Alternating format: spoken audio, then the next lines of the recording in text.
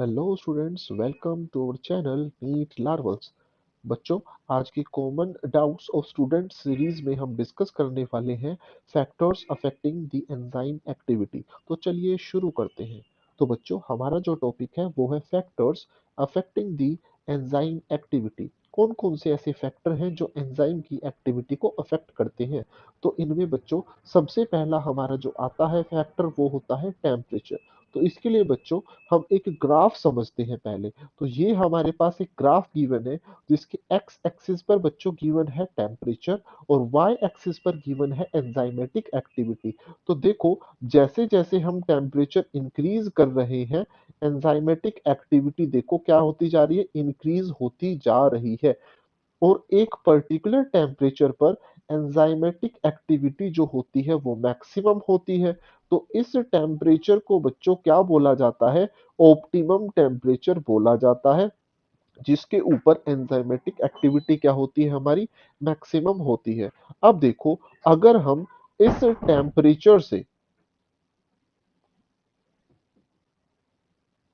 अब देखो, अगर हम इस टेम्परेचर से अपना टेम्परेचर कम करते हैं तो क्या होगा? अगर टेम्परेचर हमने कम किया तो भी बच्चों देखो एंजाइमेटिक एक्टिविटी डिक्रीज हो रही है। और अगर इस टेम्परेचर से भी टेम्परेचर हम बढ़ाते हैं तब भी क्या हो रहा है यहाँ पर? एंजाइमेटिक एक्टिविटी डिक्रीज हो रही है। मतलब अगर ऑप्टिमम टेम्परेचर से हम टेम्परेचर को कम या ज्यादा करते हैं तो दोनों ही केसेस में एंजाइमेटिक एक्टिविटी डिक्रीज होती है। तो चलिए देखते हैं। Each enzyme shows maximum activity at a particular temperature called as optimum temperature। तो भाई इस optimum temperature पर एक्टिविटी क्या थी? मैक्सिमम थी। Enzymes functions in a narrow range of temperature. मतलब ऑप्टिमम टेम्परेचर से थोड़ा बहुत चेंज ही जो होगा एंजाइम्स सहन कर पाएंगे। अगर चेंज ज्यादा होगा तो उनकी एक्टिविटी डिक्रीज होने लगेगी ही दोनों केसेस में। At low temperature enzyme becomes inactive. भाई लो टेम्परेचर करने पर एक्टिविटी कम क्यों होती है? क्योंकि लो टेम्परेचर करने पर एंजाइम क्या हो जाते हैं बच्चों? इनएक्टिव हो जाते हैं। While at high temperature, proteins और structure of enzyme gets denature। लेकिन जैसे आप टेम्परेचर बढ़ाते हो तब भी एक्टिविटी कम होती है। क्यों? क्योंकि हाई टेम्परेचर पर जो एंजाइम्स हैं उनका टर्शरी स्ट्रक्चर लॉस हो जाता है और वो अपने प्राइमरी स्ट्रक्चर में चले जाते हैं। मतलब एंजाइम क्या हो जाते हैं? डीनेचर हो जाते हैं। Now, second factor affecting the enzyme activity is pH।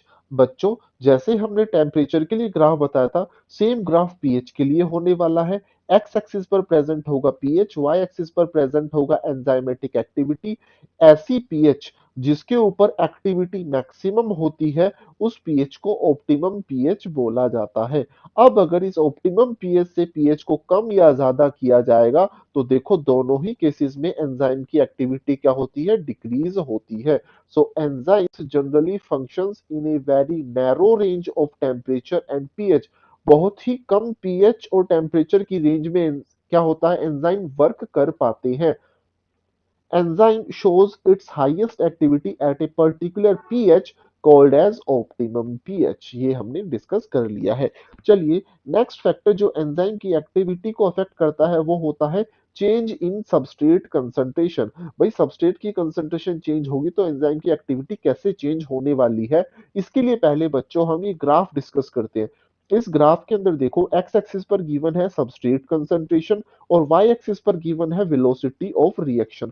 तो देखो बच्चों, जैसे जैसे मैं सबस्ट्रेट की कंसंट्रेशन बढ़ाता जा रहा हूं वैसे वैसे वेलोसिटी ऑफ एंजाइम क्या होती जा रही है? इंक्रीज होती जा रही है। आप इजीली ग्राफ में ऑब्जर्व कर सकते हो। But at a particular substrate concentration, भाई इस कंसंट्रेशन पर वेलोसिटी क्या हो गई हमारे पास? मैक्सिमम। इस वेलोसिटी को बोला वी मैक्स।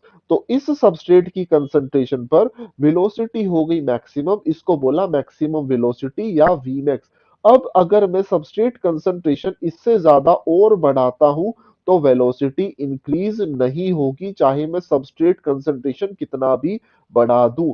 तो यहाँ पर हम क्या बोलेंगे? जैसे जैसे सबस्ट्रेट ऐड किया जाता है वेलोसिटी इंक्रीज होती है। बट एक सबस्ट्रेट की कंसंट्रेशन के बाद वेलोसिटी क्या हो जाती है? कांस्टेंट। अगर सबस्ट्रेट उससे ज्यादा भी ऐड करोगे तो वेलोसिटी फर्दर इंक्रीज नहीं होती। इसका रीजन क्या होता है? क्योंकि हमारे पास इस कंसंट्रेशन पर जितने भी एंजाइम थे रिएक्शन के अंदर, वो सारे एंजाइम यूज हो चुके हैं। बट अगर आप इससे ज्यादा सबस्ट्रेट ऐड करोगे तो कोई भी एंजाइम फ्री नहीं है, सारे के सारे एंजाइम काम कर रहे हैं। तो नया सबस्ट्रेट किस एंजाइम पर जाकर बाइंड होगा, जिस कारण से वेलोसिटी इंक्रीज नहीं हो पाती। तो अब देखो थ्योरी के अंदर क्या होगा, with the increase in substrate concentration the velocity of enzymatic reaction arises at first and then ultimately reaches a maximum velocity called as Vmax। पहले बढ़ेगी फिर एक maximum velocity पर पहुंच जाती है। This velocity is not exceeded by any further rise in concentration of substrate।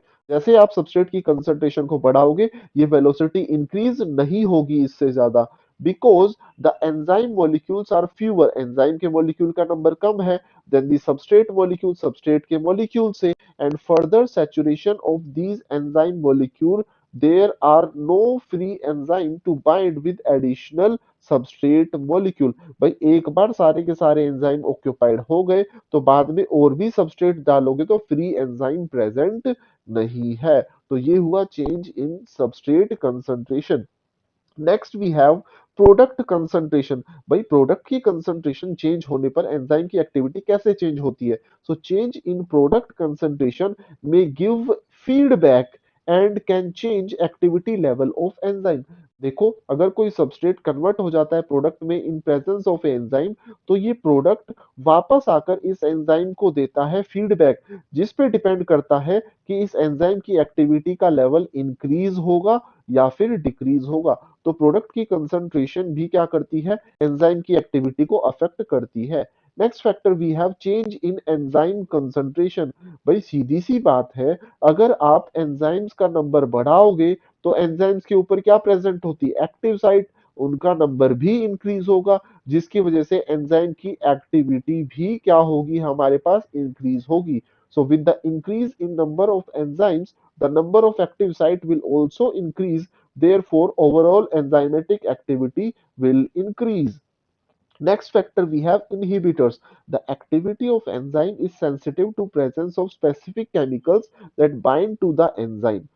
When binding of chemical shuts off activity, the process is called as inhibition and chemical is called as inhibitor। भाई ऐसे molecule जो enzyme के साथ bind होने के बाद उसकी activity को डिक्रीज कर देते हैं या बंद ही करवा देते हैं, उनको बोला जाता है इनहिबिटर और उस प्रोसेस को बोला जाता है इनहिबिशन। तो ये इनहिबिटर भी एंजाइम की एक्टिविटी को क्या कर सकते हैं, अफेक्ट कर सकते हैं।